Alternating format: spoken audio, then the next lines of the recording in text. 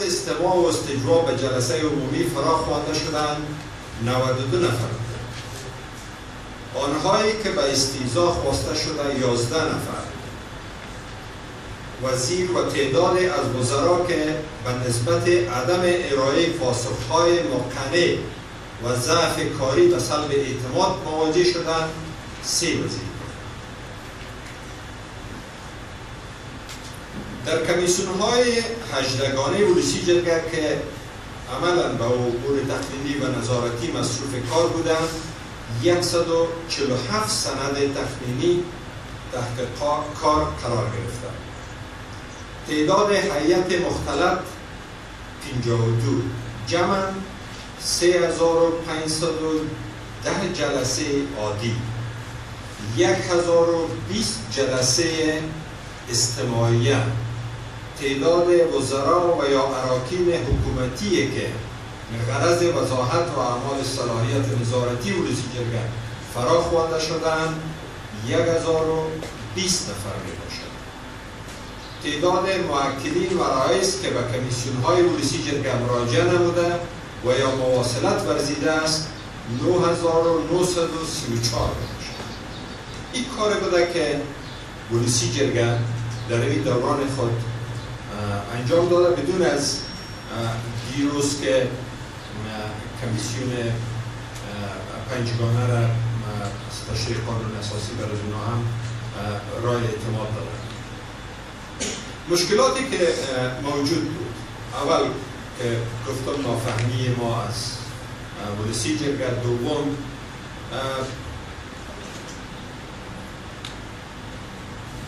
ناهمکاری حکومت همراه ولسی جرگه.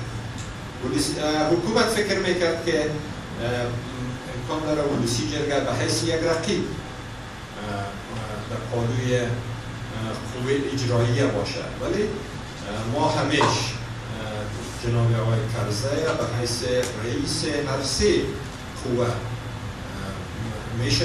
میشناسیم و تا وقتی که رئیس جمهور هستن رئیس از هر 3 قوه میباشد.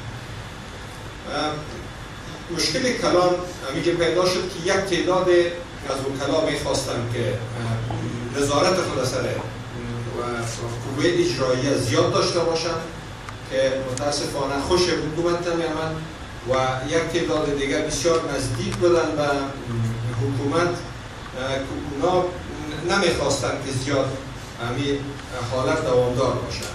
یکی از ضعف‌های بزرگ ولسی جرگه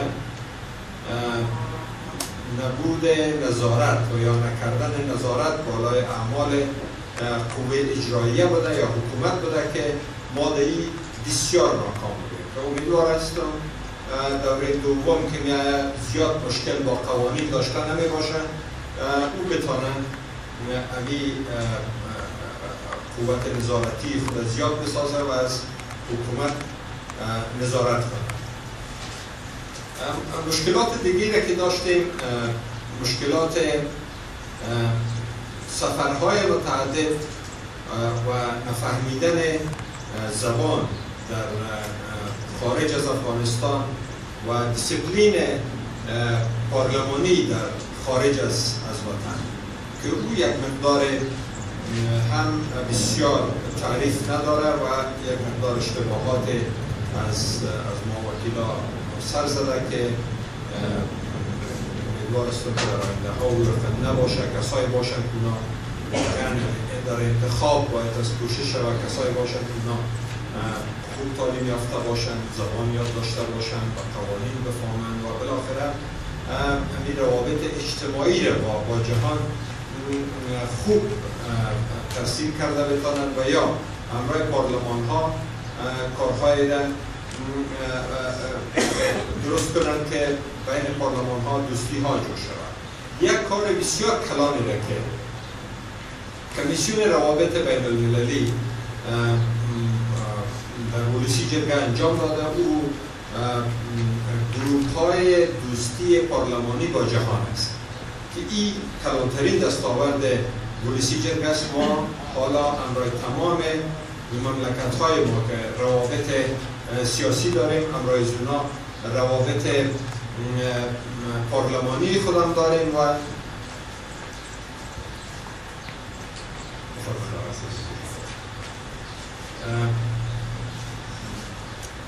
کی افتخار در پلیسی جرگه کمیسیون روابط بین المللی دارن و از تمام اعضای پلیسی جرگه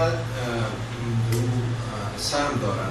همچنان سنا هم این کار کردن ولی تعداد از اونها کم است. اونها هم برای تمام